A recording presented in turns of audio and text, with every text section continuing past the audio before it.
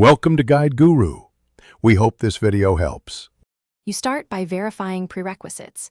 Make sure your iPhone 16 Plus runs the latest iOS and that your carrier supports eSIM or dual SIM.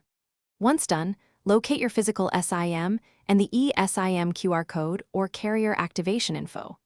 Now open Settings, tap Cellular, and choose Add eSIM or Insert SIM. You do this first to register the second line with Apple's routing system. This ensures signal priority and avoids later conflicts when assigning labels. Next, assign clear labels so you know which line handles calls and messages. Choose primary or secondary, or create a custom name.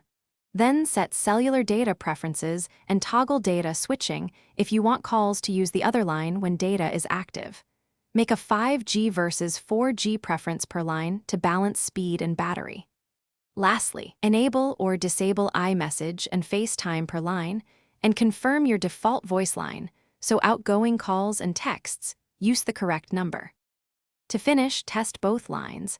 Make a call from each, send texts, and use mobile data or personal hotspot to confirm connectivity. If activation stalls or a line shows no service, restart the iPhone first, then rescan the eSIM QR or reinsert the physical SIM. If problems persist, reset network settings to clear routing conflicts, but be aware this removes saved Wi-Fi. If that fails, contact your carrier with the activation details and AMA for swift resolution. Thanks for watching.